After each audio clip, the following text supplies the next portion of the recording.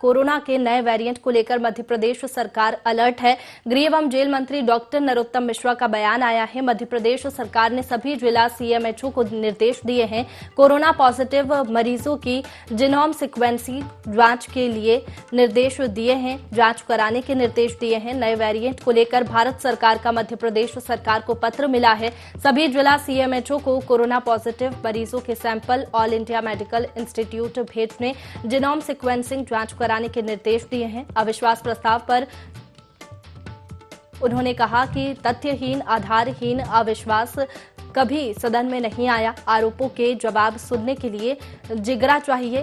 तारीख बदलने तक रात 12 बजे तक हम सदन में बैठे रहे, लेकिन कमलनाथ सदन में नहीं आए। सिरोंज के कार्यक्रम में जाना कमलनाथ के लिए जरूरी था।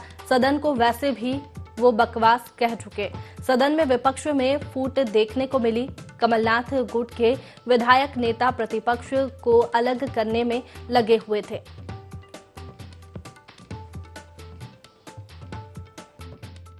24 घंटे में कोरोना के मध्य प्रदेश में कोई भी नया केस नहीं आया है, शून्य है।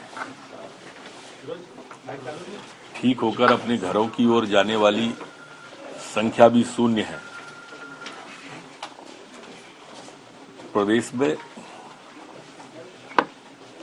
एक्टिव केस वर्तमान में 5 है। 24 घंटे में जो सैंपल कलेक्शन हुआ है वो 100 लोगों का हुआ है। संक्रमण दर भी शून्य है। रिकवरी दर 98.7 बनी हुई है। पुलिसकर्मी नया शून्य है, एक्टिव शून्य है। वैक्सीनेशन जो पिछले 24 घंटे में हुआ है वो 2021 लोगों का वैक्सीनेशन हुआ है। आज तक जो वैक्सीनेशन हुआ है वो 13,35,77,450 लोगों का वैक्सीनेशन संपूर्ण प्रदेश में हुआ है। मैं यहाँ यह भी कहना प्रासंगिक समझता हूं, नए वेरिएंट को लेकर भारत सरकार का पत्र मध्य प्रदेश सरकार पे आया है। मध्य प्रदेश सरकार ने समस्त प्रदेश के जिलों में सीएमएचओ को निर्देशित किया है कि जो भी 2-4 नए पॉजिटिव निकलते हैं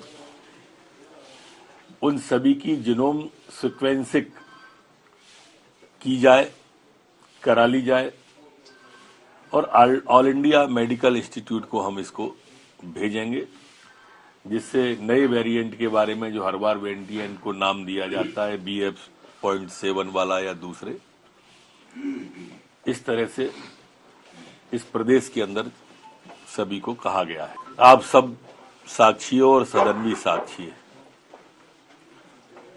इतना नीरस, तथ्यहीन, आधारहीन, तर्कहीन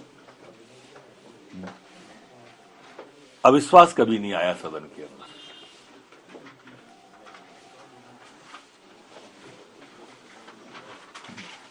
मैंने तब भी कहा और अभी भी कहता हूं कि आरोप सुनने के लिए, जवाब सुनने के लिए दोनों के लिए जिगरा चाहिए। रात को तारीख बदलने तक 12 बजे के बाद तक हम सामने बैठे रहे, लेकिन रात को 12 बजे तक कमलनाथ जी सदन में नहीं आए।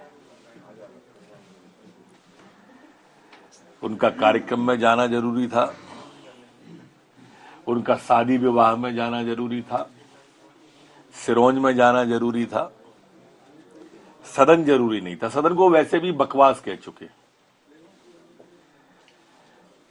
विपक्ष की फूट जो कल देखने को मिली ना, नेता प्रतिपक्ष को अलग थलग करने की कमलनाथ जी की जो योजना थी वो सामने दिख रही थी। उनके जो गुट के लोग थे वो किस तरह से नेता प्रतिपक्ष को अलग थलग करने में लगे हुए थे।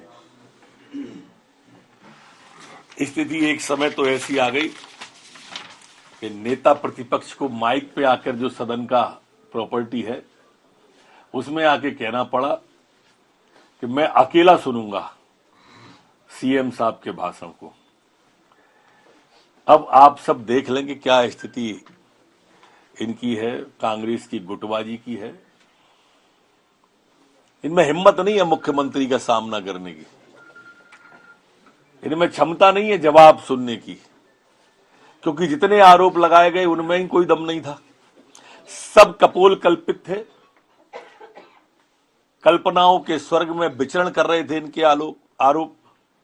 और इसलिए हिम्मत है, जिगरा है तो आओ सामने माननीय मुख्यमंत्री का भाषण सुनो, एक एक बात का जवाब मिलेगा। ठाकुर के दोनों हाथ ही कल इनके नेताओं ने ले लिए।